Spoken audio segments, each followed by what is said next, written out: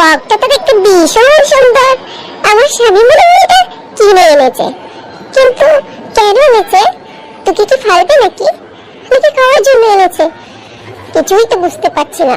বক তো স্বাভাবিকভাবে কেউ ফালে না। আচ্ছা, তুই তো দেখি কথা বলতে জানিস, তোর কথা শব্দ তো ভীষণ চওড়া। আচ্ছা দেখি আমি তোর জন্য কিছু করতে পারি কিনা।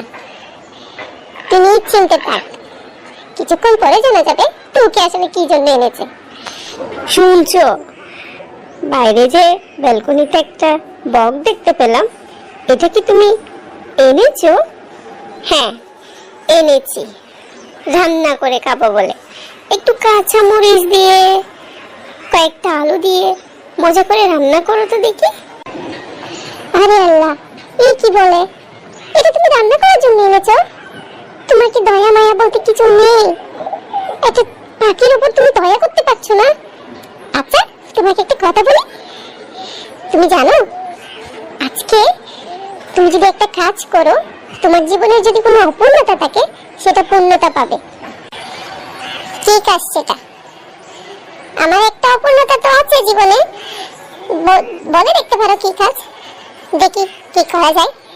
তুমি কি জানো, যদি তুমি কোনো বন্দি প্রাণীকে ছেড়ে দাও, তাহলে যদি তুমি তোমার কোনো মনের মধ্যে অপূর্ণতা থেকে থাকে, তাহলে সেটা আল্লাহ তোমাকে দিয়ে দিবেন।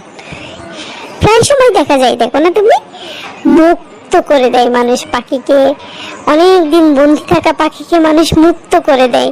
তুমি এই পাখিটাকে মুক্ত করে দিয়ে দেখো, দেখবে তোমার ওই অপূর্ণতাটা পূর্ণতা পাবে। আল্লাহ তোমাকে মনের সব অপূরণ ইচ্ছে পূরণ করে দিবে। তুমি একবার মুক্ত করে তো দেখো। আরে পাগল, এই বকটাকে যদি আমি মুক্ত করে দিই তাহলে ও ঠিকই শিকারীর ফাঁদে আটকাবে। কারণ কেন বলো তো, শিকারীরা তো পাখি শিকার করে তাদের জীবিকা নির্বাহ করে, আর বক তো খাওয়াটা হারাম কিছু না, হালাল খাবার। আর আমি যদি এখনকে ছেড়েও দিই, ও যদি পরিবার পরিজন থেকেও থাকে, ও কিন্তু তাদেরকে খুঁজে পাবে না। হয় অন্য কোনো শিকারীর ফাঁদে আটকাবে, না হয় সে অন্য কোনো বিপদে আটকাবে। তার চেয়ে বরং এখন থেকে খেয়ে আমার মনটা একটু শান্তি করি।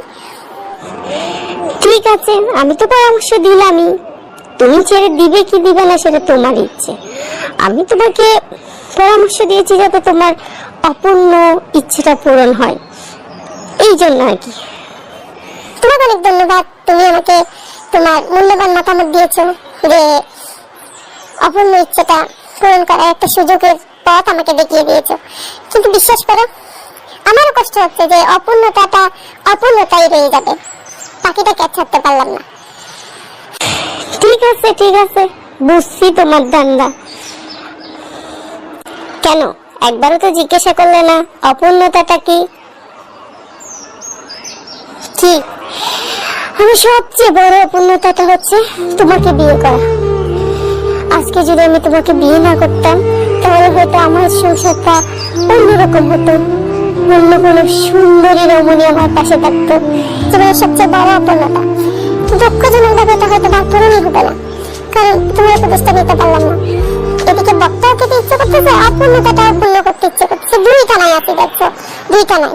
আচ্ছা ঠিক আছে, পূরণ করতে হবে না তোমার অপূর্ণতাটা, তোমার অপূর্ণতাটা অপূর্ণই থেকে যায়। কি একটা অবস্থা, আমি নাকি তার জন্য অপূর্ণতা। হ্যাঁ পাইছো তো, পাইছো, মনে তো বুঝবো না। যদি না পাইতা তখন থেকে আমার আসি কি এইভাবে কান্না করে করে মোট কাউকে আর উপদেশ দিব না, বাঁচা গেছে। আচ্ছা তুমি কি করে কেন বলছিলে কাঁচা মরিচ আর আলু? ঠিক আছে, আমি তোমাকে মজা করে খাওয়াচ্ছি।